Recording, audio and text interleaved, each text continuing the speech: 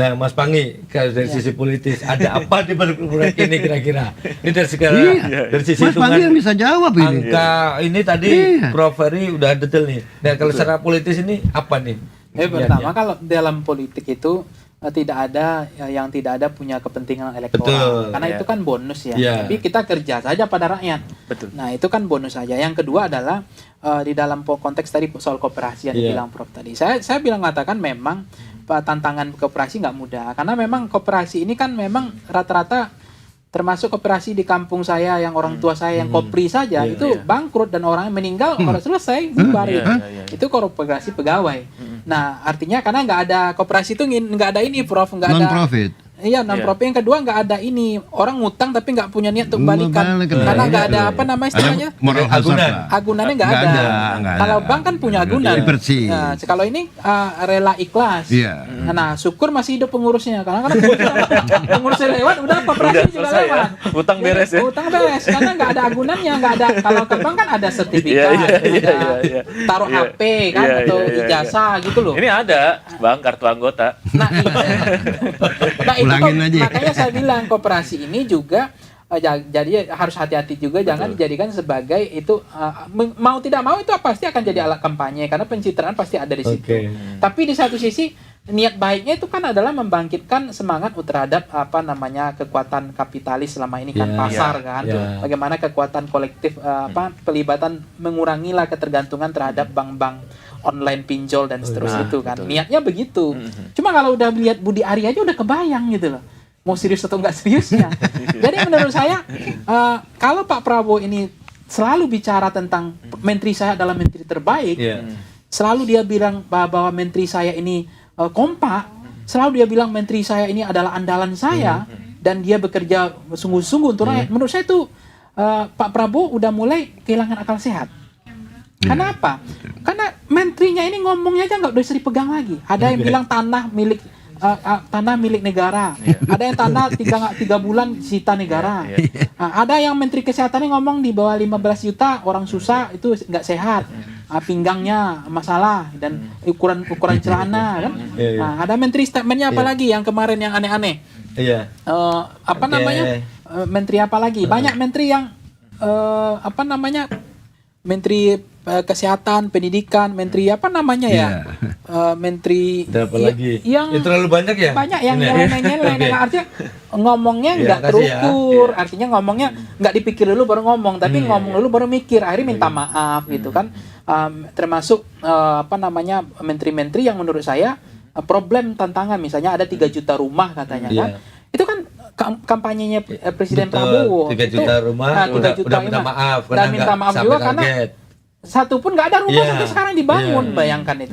Karena nggak ada penyerapan anggaran 0%, artinya makan gaji buta. Nah menteri begini apakah pantas dipertahankan? Padahal itu nanti itu janji di Al-Quran juga dikatakan saya mengatakan jangan kamu berjanji apabila tidak mampu menepatinya, kan artinya jangan sampai Pak Prabowo ini MBG sama rumah 3 juta rumah ini janji tulang punggung dia loh. Itu poin dia loh yang akan dia pastikan valid atau tidak di 2024. Nah, kalau menterinya udah kayak begini modelnya, menurut saya ini udah beban, bukan lagi bantu presiden. Belum bicara tentang pajak kemarin, rekening yang diblokir gitu kan, nggak ada konfirmasi. Tiba-tiba nggak bisa lagi kita disuruh nabung, tiba-tiba rekening diblokir, nabung nggak bisa lagi. Nah, ini dibiarkan terus terjadi polemik. Ada menteri yang kemudian mengubah pulau gitu, pulau dirubah sama dia kepemilikannya, ribut orang akhirnya. Akhirnya ada juga Prof Dasko jadi pemadam kebakarannya. Ada yang menteri sibuk ngurusin izin tambang, ya kan? Ribut juga di Raja Ampat. Ada gas LPG yang kemudian dilarang di Pangkalan, tiba-tiba ribut lagi masyarakat. Ini kan dibilang oleh Pak Prabowo ini menteri terbaik itu gimana gitu loh. Tapi polemik-polemik yang belakangan ini ya, maksudnya di era ini terjadi. Kalau menurut Bang Pangi sendiri, apa kira-kira solusi yang harus dilakukan oleh pemerintah? Ini kita ngomongin ke depannya nih, kira-kira apa? Nah, artinya kalau begini kan harus mengatasi masalah di level hulu kan, bukan hilirnya saja. Nah, sekarang kan ini tergantung kepada pembantu presiden. Saya mencermati jangan-jangan loyalitasnya itu bukan tunggal, ganda hari ini. Jadi resapel ini menurut saya itu adalah efek jera untuk walaupun memang tidak ada akan mengatasi masalah yang intinya ya, tetapi minimal menteri harus menjaga pertikaian di masyarakat, mampu menjaga stabilitas politik. Saya kasih contoh menteri sekarang, bagaimana menteri itu bekerja betul-betul memastikan tidak membuat kegaduhan. Artinya jangan kalau jadi menteri, meskipun tidak akan menyusahkan, jangan asal tidur aja nggak apa-apa, tapi jangan nyusahin rakyat. Ada menteri dia juga bangun tapi nyusahin rakyat. Mungkin karena eranya sekarang kan, kalau sebelum-sebelumnya masih ada istilah oposisi meskipun kecil, jadi mereka bersuara dari luar, belum berteriak udah diterakin. Sekarang kan udah nerakin, kangen diterakin ya, jadi teriak sendiri jangan-jangan. Nah, kalau teriak ya memang kalau diteriakin karena memang PDIP kan nggak main juga. Biasanya kalau PDIP main itu tuh sehat bagi pemerintah. Karena apapun yang dibuat pemerintah tuh berlapis loh. Iya, tapi kan terakhir PDIP menyatakan tidak oposisi ya. Nah, itu membuat pemerintah ugal-ugalan lagi. Artinya setiap kebijakan tuh kontemplasi dulu, pikirin dulu dampaknya. Soal pajak tadi misalnya yang di Pati, masa dipungut 250% sampai begini. Artinya itu alarm sosialnya bunyi. Itu namanya politisinya ditambah lagi arogansi kan, arogansi pejabat. Arogansi politisi itu kan kelihatan tuh, demo aja 5.000 sekalian 10.000, nggak sense of politik, nggak sensitif gitu loh. Kemudian dengan kondisi seperti ini menjadi pembelajaran mesti sama Pak Prabowo. Bahaya juga menganggap remeh hal-hal yang seperti ini. Nah, tetapi contohnya saya bilang pajak ini kan di era Jokowi. Ini sebenarnya juga terjadi Presiden Jokowi. Kenaikan pajak ini juga luar biasa. Bahkan NJOP tanah itu di era Pak Jokowi yang paling ekstrim. Meningkatnya tajam. Tiba-tiba di gang-gang naik 3 juta. Orang nggak bisa transaksi lagi. NJOP aja 3 juta, bagaimana nilai jualnya? Selalu di bawah. Pasti di bawah. Kenapa cara menaikkan pajak? Naikkan NJOP. Itu terjadi bukan sekarang. Jadi mohon maaf ya, Pak Prabowo itu sekarang pemadam kebakaran aja sebenarnya. Tapi Pak Prabowo juga harus sadar gitu, siuman cepat gitu. Tapi jangan salah, utang dibuat kan bukan Pak Prabowo yang buat utang. Kan siapa yang buat utang ugal-ugalan? Kan Presiden Jokowi. Makanya. Nah, artinya nggak fair dong menyalahkan Pak Prabowo semua konteks sekarang. Apalagi ini baru 1 tahun. Berikanlah kesempatan untuk memulihkan kepercayaan publik ini. Dan ini men-challenge nggak mudah. Karena problemnya ini adalah problematik, kompleksitasnya besar sekali karena persoalan yang 10 tahun yang lalu yang diselesaikan sekarang. Nah, soal hari ini yang paling berat itu kan memang lapangan pekerjaan, pertumbuhan ekonomi dan soal pengangguran ini yang paling berat sekali. Nah, dan itu yang harus jadi prioritas sebenarnya. Ya, jangan lupa Pak Jokowi itu membuat proyek infrastruktur itu juga ugal-ugalan. Contoh banyak bandara yang nggak efektif sampai sekarang, nggak menghasilkan uang yang balik itu loh, Prof. Itu banyak bandara yang nggak mutar jadinya. Kemudian terlalu tersedot ke anggaran infrastruktur yang IKN aja berapa triliun itu kan sampai sekarang. Kalau boleh saya ini yang kemudian gimana, Prof? Kalau saya mau tambahkan, Pak Pang katakanlah tadi, ini juga akibat daripada kultur di dalam pemerintahan tuh yang paternalistik.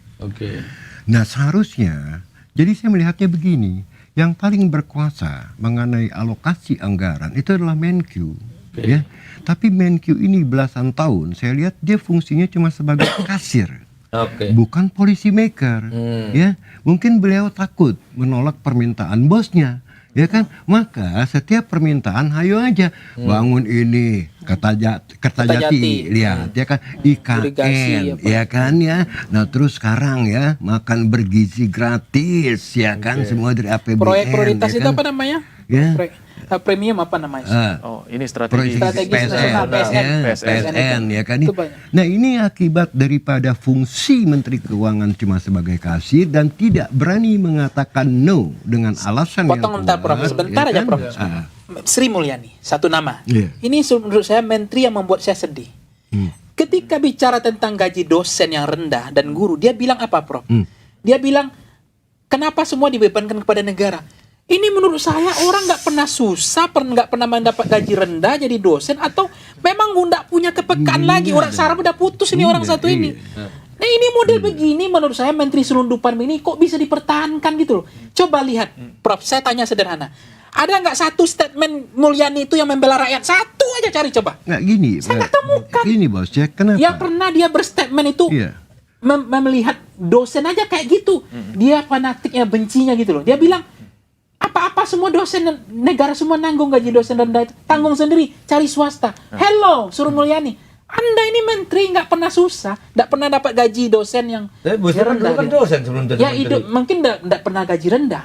Ini yang Tapi gini, maksud saya gini ya, masalah Sri Mulyani tadi, kalau ngelihat simptomnya lagi ya, sampai dosen dibilang, kok ini kok jadi beban negara, kembali lagi, dia stres memikirkan anggaran, yang makin lama makin shrinking, akibat pendapatan pajak yang juga shrinking, yang artinya apa? Di balik itu adalah economic growth yang shrinking juga, ditambah lagi ketidakpastian global, ya, yang mana kita masih memerlukan saving dari luar sana, berupa capital inflows, mungkin ini sekarang kering gitu loh. Nah, akibatnya bos, nah jatuhlah tadi ya dari under consciousness dia ke masalah dosen. Ya kan? Ini bisa dianalisa. loh. Ya? Tapi Ini karena pasti itu Prof, semua. mungkin karena MBG tadi yang berat, 300 APG ini triliun berat loh, dipaksa. 300 triliun. Padahal Itu berat. ini nah tadi kembali lagi karena janji politik ya sehingga Koperasi. jadi bos bangun 3 juta rumah. Orang kalau seorang ekonom dia paham apa namanya housing. Itu yang namanya housing is driven by demand. Ya, jadi harus ada demand-nya bukan disupply bos. Nah kalau disupply nanti akhirnya kredit macet kayak di Cina banyak go cities gitu kan ya. Jadi harus dari kekuatan daya beli masyarakat ya mendongkrak. Disitulah baru pemerintah berperan untuk memberikan subsidi, ya kan ya untuk mengurangi beban daripada bunganya. Nah ini kan enggak, ini kan pokoknya gini pokoknya. Nah oleh karena itu saya bilang setiap kebijakan Prabowo ini maaf saya menggunakan kata bukan populis lagi tapi ultra populis dan ini bahaya loh. Ya, ini bahaya. Kalau kita ngelihat sekarang kasus Pati ini, apalagi nanti saya lihat katanya Surabaya juga udah katanya ya, saya nggak tahu ya, dan daerah-daerah lain juga mau mencontoh apa yang terjadi di Pati. Bos, kalau ini eskalasi itu bahaya loh. Ya, kalau menurut saya bisa meluas ya. Bisa meluas. Nah, oleh karena itu sekarang saya lihat begini. Saya kritik Sri Mulyani berkali-kali. Saya bilang, nah kenapa Sri Mulyani dipertahankan? Juga tidak terlepas daripada kultur pemerintahan kita. Saya perlu orang yang patuh. Ya, bukan orang yang berani bilang tidak kepada saya. Nah itu loh persoalannya ya. Ini kultur politik kita gitu loh. Jangan beda sama di barat yang udah maju ya. Berdasarkan based on rationality gitu loh. Kalau ini kan ya gue juga pengen aman ngapain gue sibuk ya. Lo mau apa bos ya kan. Akhirnya beliau lah yang kemarin yang banyak nanam hutang Nah kan? iya. Kita yang suruh menyelesaikan. Nah ini nyambung nih. Lewat pajak. Ini nyambung nih, kenapa saya bilang dari awal saya aneh begitu kata pemerintahan yang baru ini ekonomi kita baik-baik saja bos, salah bos, lu mendapat mendapat warisan ekonomi yang tidak baik-baik saja dari pemerintahan Jokowi. Nah, kalau itu saya sepakat. Gitu loh. Kalau itu saya Kenapa sepakat. dibilang baik-baik? Ini menjadi beban loh untuk Anda, ya kan? Saya juga tidak menyalahkan Prabowo. Ini warisan. Contoh, saving yang turun dari 3 juta ya middle class menjadi 1,2 juta itu terjadi zaman Jokowi loh 2019 sampai sekarang masyarakat tipis sekali udah bukan makan tabungan lagi nih makan pinjol kan gitu ya. Nah begitu juga middle income class yang jatuh dari 57 juta sekian ke 40 juta aja tidak gedablak zamannya Prabowo. Ini berjalan 5 tahun bos. Tapi itu Sri Mulyani juga yang anggarkan bansos kan? Iya.